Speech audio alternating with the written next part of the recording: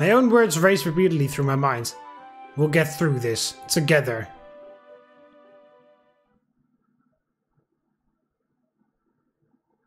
A few days later. I awakened in my own bed. Today.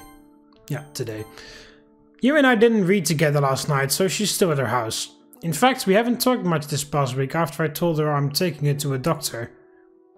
Yuri sees herself as some sort of freak, and I'm sure taking her to a psychiatrist probably doesn't help that image. Nevertheless, this is important. I text Yuri to remind her that after school we're meeting the psychiatrist. I look outside my window. It's a bit foggy, but that's not going to stop me. I continue my boring morning routine of showering, brushing my teeth and getting dressed. What to eat, what to eat. I repeatedly open and close different cabinets, lowering my standards with each one. Cereal is this. Ah, cereal's a fine choice. What are you talking about? I grab a bowl and pour myself some cereal. Then I open the fridge. No, no, no, no, no! I'm out of milk! This has to be the worst day of my life. Maybe I can find a substitute. I look through the shelves in my fridge. I pull out a jug of orange juice. Ugh! I glance at the bowl of dry cereal, then at the orange juice, then back at the bowl. Lord forgive me for what I'm about to say. No, what are you doing? No, don't you dare. Okay, good thing. I'm not gonna fucking read what abomination this guy just created. Last class of the day. It's almost over. I stare blankly at the clock, watching the seconds tick away. The teacher says something or other about World War II. I don't need to know history. I have my future all figured out. I'm going to write a song and become a famous musician. Where did that come from? I already have the first line down. Could you just repeat it. Just repeat it like 15 million times over. It'll work. Gucci Gang. I guess I'll just repeat that line some more times and call it music. Perfect.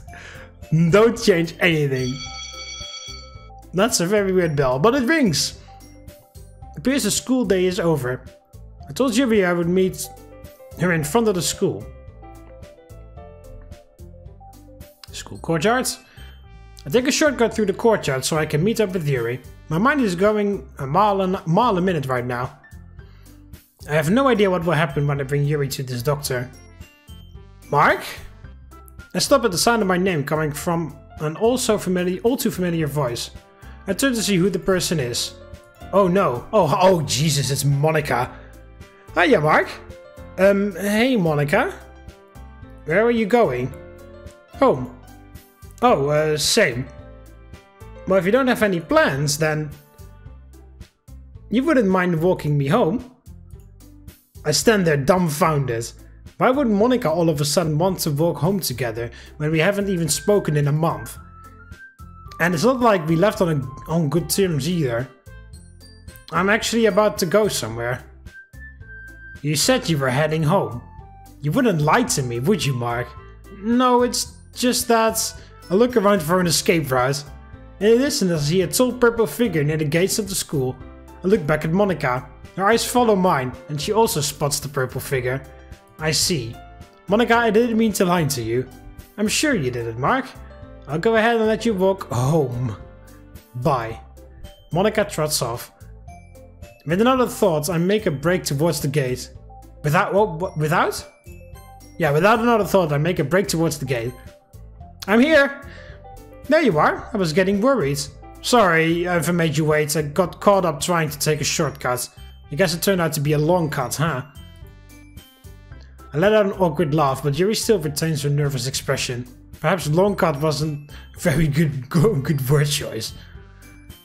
Actually, no, that wasn't. I take her hand and hold it softly in mine. Yuri, look at me. It's going to be okay, I promise. Yuri slowly nods. Alright, here it is. Look at the clock above the doorway. Right on time too. The doctor should be out here any second. As soon as I finish my sentence, a man walks out of the office door. He's an older gentleman with black hair and has started to grey. He wears an outfit you'd see in one of those fancy, expensive magazines. Nice dress shoes, a pristine three-piece suit and tie, even with a gold watch. Dr. Dr. Peter Langton, psychiatrist. Oh my fucking god, no. Yeah, you will never get the Krabby Patty secret formula, Plankton. I know your game. Holy shit, that's from that fucking SpongeBob episode where Mr. Krabs opens the Krusty Krab for 24 hours and SpongeBob goes completely insane. And then Plankton tries to be a psychiatrist where he tries to extract the Krabby Patty secret formula from SpongeBob while he's treating him. Dr. Peter Langton, psychiatrist. It's a pleasure to meet you. He shakes my hand. You must be Mark, correct? Yes, sir, and this is Yuri. He holds his hand out to Yuri. Well, this is awkward. After a few seconds, Dr. Langton lowers his hand. Oh, that's fine. It's okay to be nervous around a doctor, you know? But I want you to know that there's nothing to fear. This is a safe place. He raises his arm as if to display his office. So how about we step through the door and begin the session? Alright, let's go. Well, I'm sorry, sir, but for now I wish to only speak to the young lady here. What? Really? Just for now. Perhaps in later sessions you can join in, but for the first time it's better to be one-on-one. I decide not to argue. Okay, I'll wait here. Thank you for understanding. He turns to Yuri, who hasn't spoken a word since we arrived. Shall we step inside?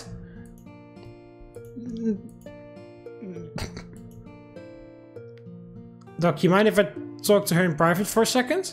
Not at all, take your time. I'll be in the office for whenever you're ready. He steps back into his office and closes the door. What are you thinking right now?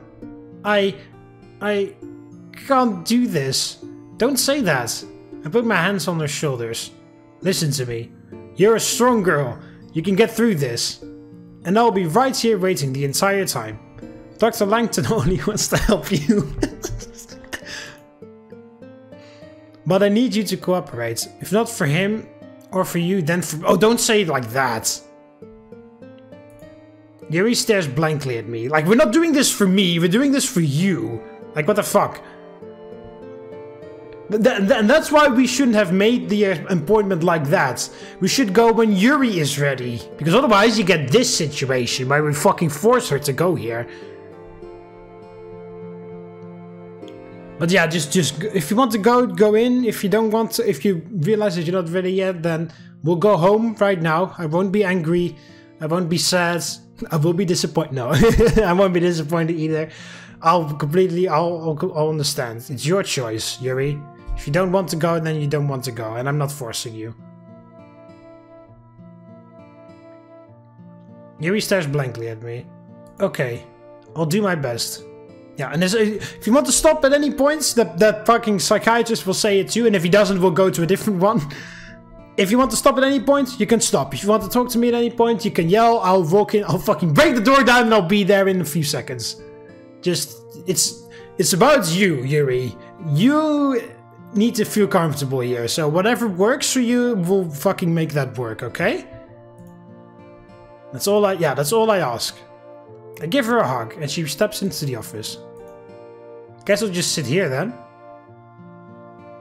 I take a seat and look around. The meeting room is full of motivational posters, pictures, and other stupid stuff. Wow. I look on the wall next to me. The certificate goes to Dr. Peter Langton, blah blah blah, Stanford University, blah blah blah. Seems this guy really knows his stuff. This is perfect. For the first time in a month, I think I can finally relax. I'm finally getting Yuri the help she needs. Bzzz. Oh, that's Monica. I pull up my phone to see I received a text from an unnamed number. You can't protect her forever. What the hell? This is the same person from a few weeks ago. What could they possibly want? Don't worry. Once she's gone, we won't have to worry about her.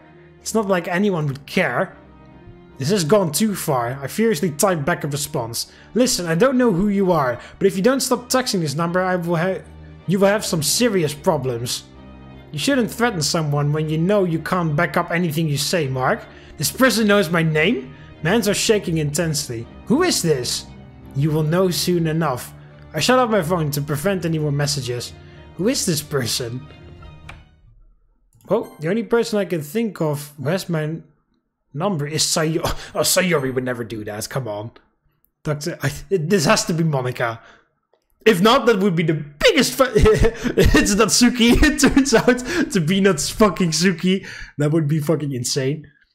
Dr. Langton and Yuri walk out of the office. Pushing aside my thoughts, I stand up to talk to him. Give it to me straight, Doc. Your friend is in good health. I look at him quizzically. Really? Yes, she has a common case of social anxiety. It's fairly common, nothing to get worked over. Perhaps we can schedule another meeting so I can learn more. So what do we do? There are cases where, with age, the anxiety will eventually fade away. There are also therapies and medical professions, such as myself, that are willing to help. Simple as that? Simple as that. It gives me a reassuring smile. Thanks, Doc. And what about her, you know? Know what? Oh, she hasn't told him yet. I look over at Yuri, who is standing awkwardly at the door. She didn't tell him about her cutting. Doc, what exactly did you talk about? Yeah, he's not gonna fucking say that. Yeah, I'm sorry, but that's private information I'm not allowed to disclose. Exactly. Patient confidentiality. There's an annoyed pitch to my voice when I recite that term to him. Of course, if she chooses to confide that information to you, that's her choice. Thanks, Doc. My pleasure. I give him one last handshake and escort Yuri out of the building. The rest of the walk home is quiet. Neither of us chose to talk to each other. I can't believe I did all this effort to help Yuri and she does the fucking dude! Don't say that, you moron! If she doesn't want to talk about it yet, she doesn't want to talk about it yet. Fucking leave her alone. She can't even tell someone that's what's wrong with her. Yeah, no shit! Have you listened to anything she said? Of course not, she's not just going to say that to anyone. She didn't even want to tell it to me, I just happened to see it. Like, by accident, because I walked in on her while she was doing it. Like, but why do you think she hasn't even talked to me about it for weeks? Because she doesn't really feel comfortable talking about it yet. It's fucking hell, dude.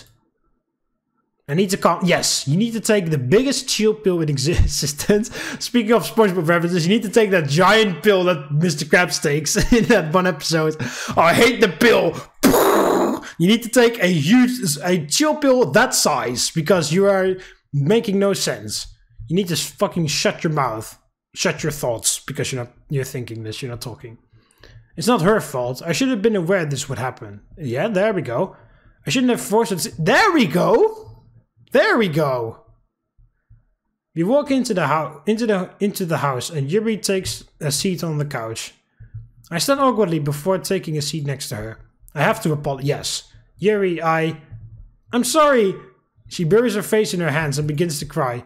I disappointed you, just like I do with everyone else. I place my arm around her. No, Yuri, I failed you. I should have known better than to force you into something like that.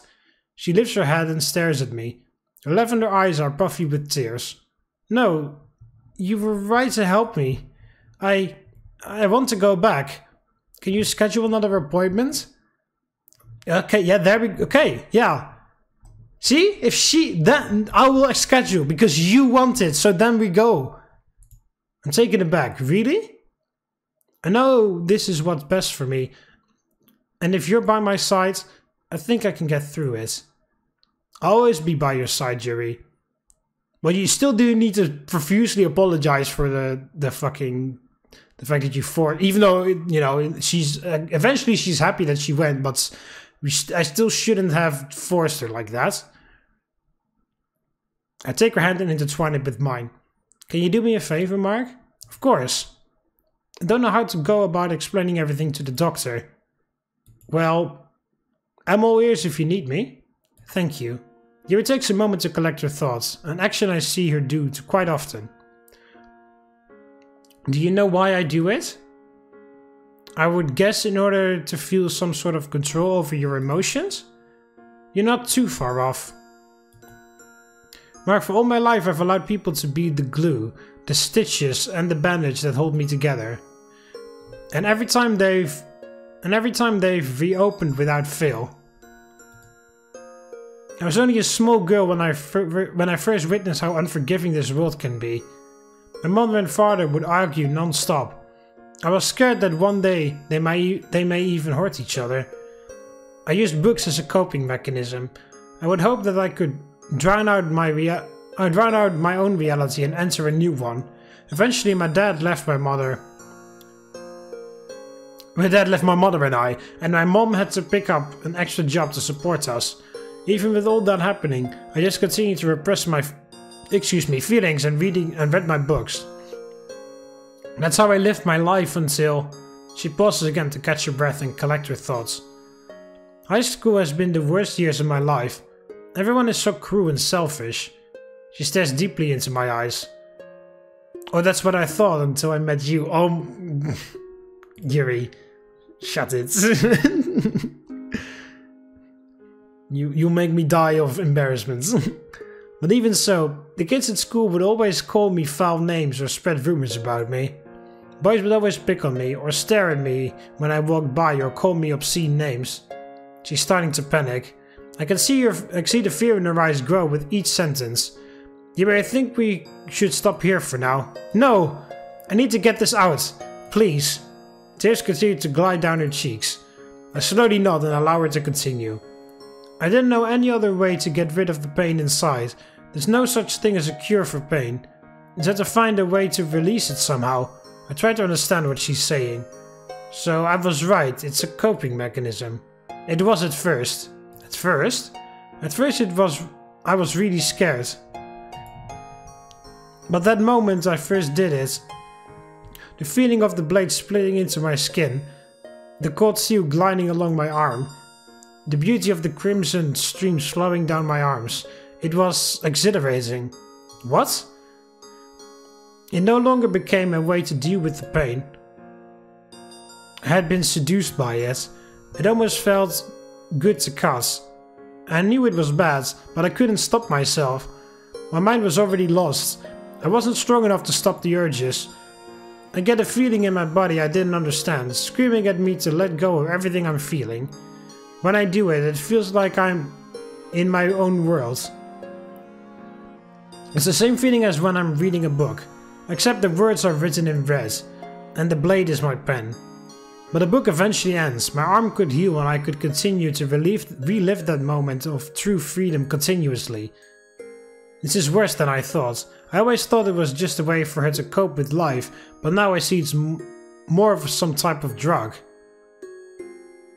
She's formed an addiction to it.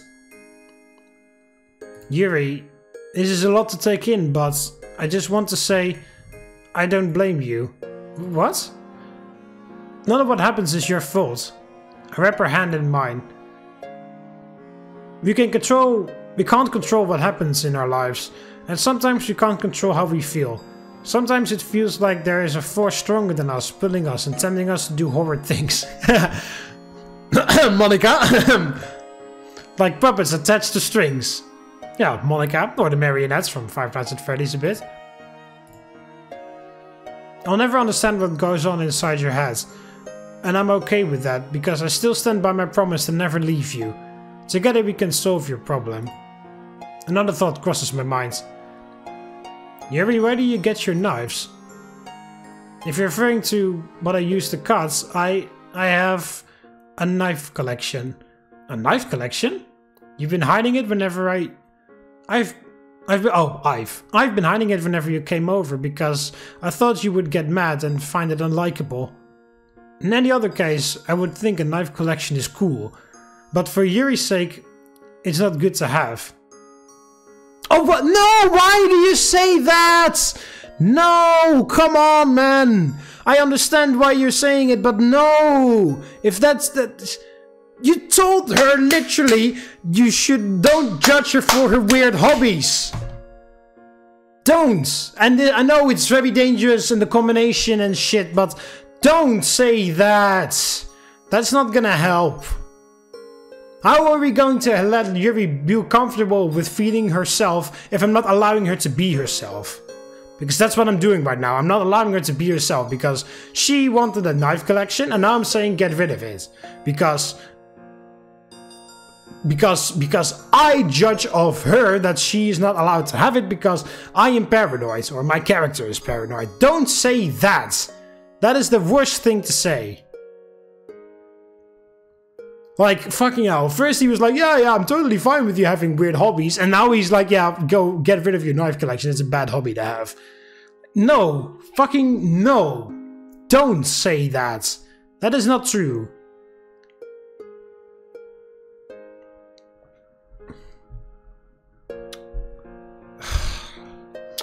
Like, fucking hell, we're trying to make Yuri feel comfortable being herself, and then the very next thing I do is try to make her not be herself. Or judge her for being herself immediately. Because this is the first time she mentioned it, and the very next thing I do is the character does, is immediately judge her for it and try to change it about her. Don't fucking do that. But she thinks it over for a while. Yeah, you're right, yeah, yeah. It should be your choice. If you want to get rid of it because you want to be safer for yourself, then it's okay. But not because I say shit like that. Like, it's okay if, like you can put them away temporarily or something. Like if you see them that you get the urge too much to cut yourself, then it's alright for your own safety to, like, put them away somewhere you can't find it easily. Or can't reach it easily. But don't do that because I said that. I mean, I get why you want to get rid of the knives because, you know, because it's a very obvious correlation. But, you know, like, is it really like? Also, by the way, he just said I really shouldn't have forced Yuri to go to the therapist. So he acknowledged that it wasn't good to force something on her. And what's the next thing he does after he apologizes for that? He forces something else on her. So this guy doesn't even fucking learn from his own words. I know he adds to the temptation, but it's so hard. I know it is, but trust me, if you really want to get better, the best thing to do is throw away any temptation. Yeah, I mean, again, it's a bit... There is truth in there, but why are we forcing Yuri to do that? Like, if she wants to do it herself, then it's fine. But I'm now forcing her to do it, and that's not okay. And there is also an in-between. You don't have to throw the knives away. You can just, like, you know, like, put them in a safe with a combination or something, and she can still get to them. But it's like an extra step. So maybe that'll stall herself long enough so that she can eventually say no. And then when she has a good control over stopping her urges to cut herself, then she can take the knives out of the safe and permanently display them where she wants them to be displayed. And then she can look at them with the confidence that she knows that she won't be tempted to cut herself when she looks at them. But then it has to be her own choice, or at least we can talk about it, but eventually it's her call to make, not mine. I mean, yeah, it is, yeah, it's a double-edged sword. It's kind of true, but also the way he's handling it is a bit stupid. I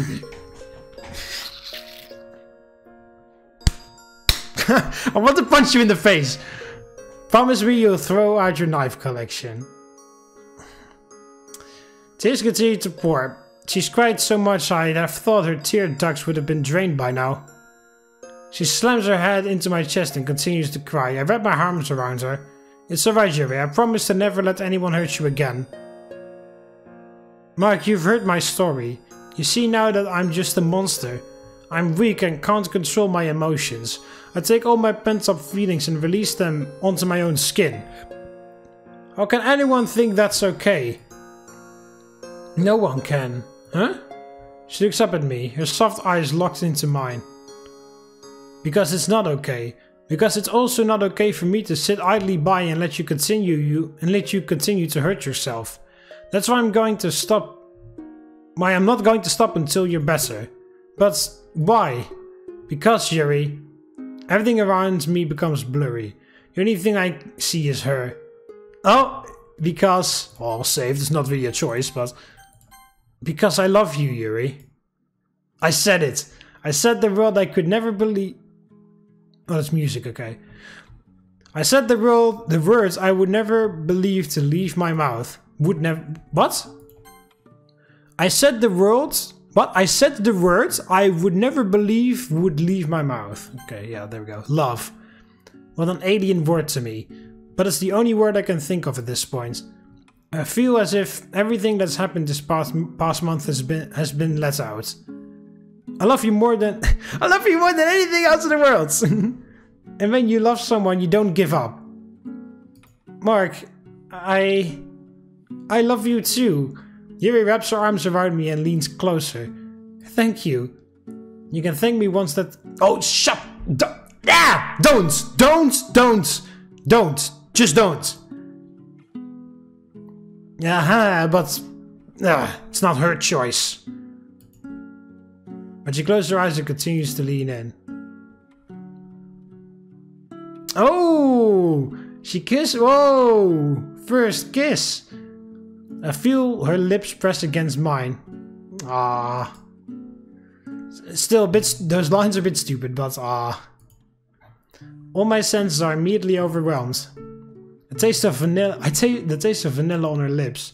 The faint scent of lavender in her hair. The sound of true ecstasy as my heart beats out of my chest. Her arms around me, and mine around her.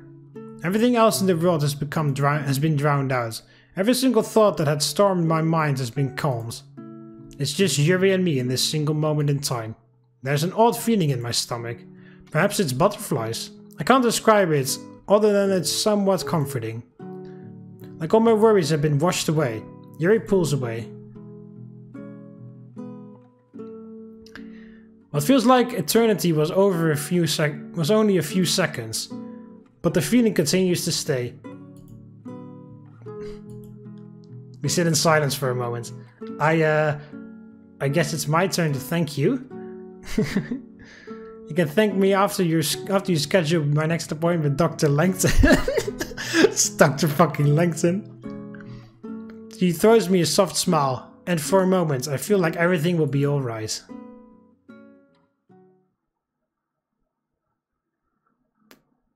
A few days later. Alright, that's a good place as any to end it here. That's not really a choice, but whatever. I'll make a separate save. Alright, lots of stuff to unpack here. So a lot of good stuff, some bad stuff, lots of funny stuff. This mod is pretty phenomenal so far, I gotta say. Yeah, it's pretty cool. I like it. I like it a lot. Some things that I would have done differently, especially those things of forcing stuff onto Yuri, I'm really not keen on. Especially since the guy he forces her to get an appointment with the psychiatrist. He's luckily it turned out quite well, but he's like self-aware about it. He's like, oh yeah, shit, I shouldn't have done that. I shouldn't force things on her. The very next thing he does, he forces something on Yuri. Again, like, weren't you like just apologizing for that exact same thing? And also earlier we said, hey, I don't care about weird hobbies, that's fine. And then Yuri shows me a weird hobby and the first thing I do is say, you should get rid of it. I mean, I guess I understand why. The intention is good, but why? Yuri has, like she doesn't even like herself at this point. She needs to be comfortable with being herself first. And how the hell can she do that when every fucking time she shows something about herself, I try to change it immediately? That's not okay. I mean, I'm glad that Yuri's sort of happy, like liking it, but on the other side, like, yeah, is she really agreeing with it, or is she just agreeing with it because she's otherwise afraid that I will go away if she says that I'm doing something stupid? Because I feel like Yuri would definitely do that, where she would deliberately make wrong choices just to make sure that I will stay with her because she's afraid that I will leave, even though I've said many times that I won't. But she can still be scared that I will. I can totally see that happening. So, okay. But anyway, in general, I'm enjoying this mod a lot. It's very engaging. It's very cool. It's funny. It's everything so far. Monika's still evil. Haven't seen Natsuki and Sayori a bit. Also, yeah, a bit scared of what's gonna happen to Sayori. And also, I also like the fact that Natsuki was there to help a little bit with that day, you know? I haven't seen Natsuki since, but, you know, some positive light on Natsuki wouldn't be misplaced. Anyway, hope you Romans enjoyed the video. Click the like button beneath if you did. Subscribe to join the Roman army, and I'll see you in the next one. See you later, Romans. Volete.